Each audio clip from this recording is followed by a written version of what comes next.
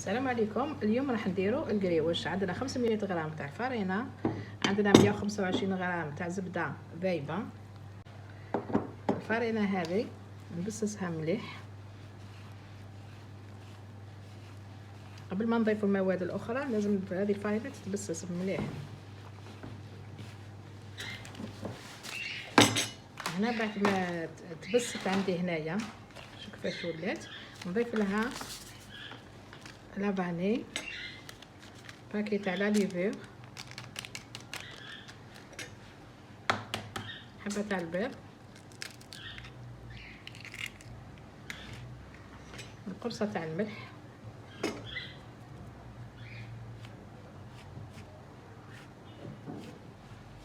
نخلط كامل.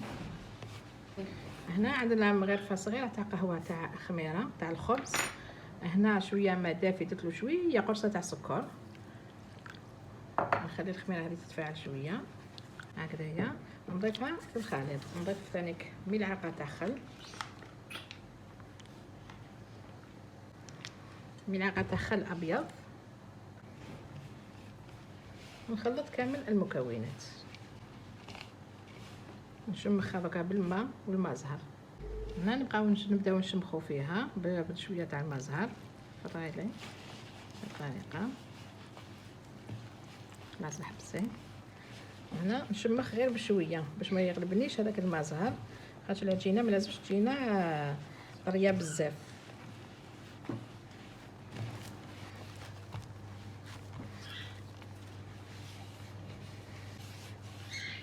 نعركها شويه باش هذوك المكونات كامل يدخلوا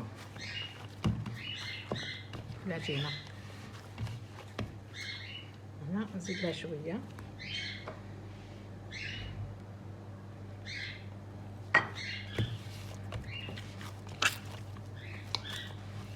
نخلو العجينه تاعنا تستراح لمده 4 ساعات ومن بعد نعاودو نولو. هنا بعد ما استراحت تعبدها شويه العجينه، هي قد ما تستراح قد ما مليح. نديرو فرينه وشويه مايزينا، نخلطهم هكذا مع بعض، فرينه مع المايزينا، ونبدا نحل العجينه.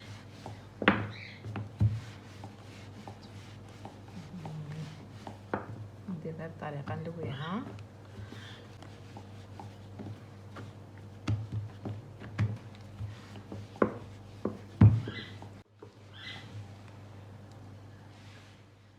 نزيد عاود هنا نطويها. هذه العمليه هي اللي تورق لنا القريوش نتاعنا. نخدمها شويه بالحلال ومن بعد نروحوا للماشينه تاع العجين.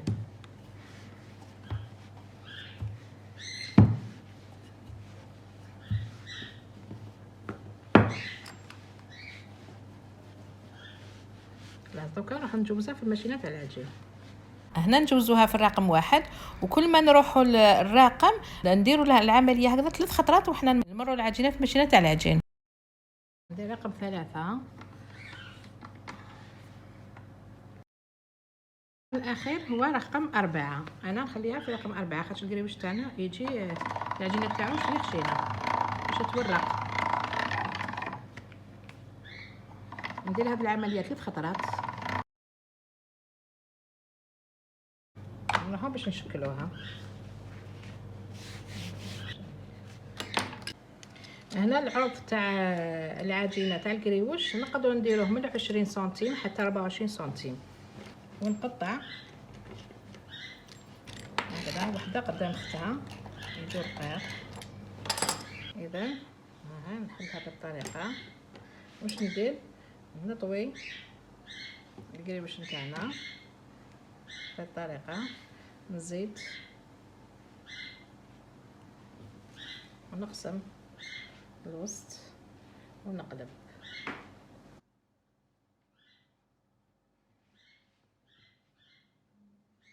هنا واش ندير؟ هنا باش ما يجيناش معجن ندير هذيك لاكوينت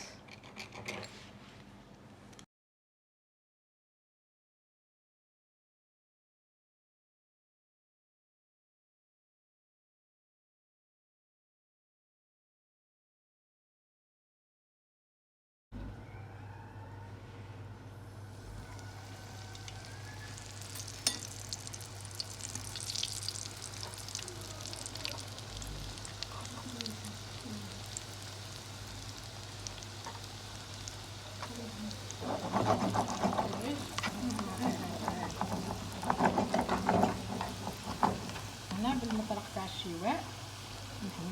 نحاول نحل هذوك السنبله.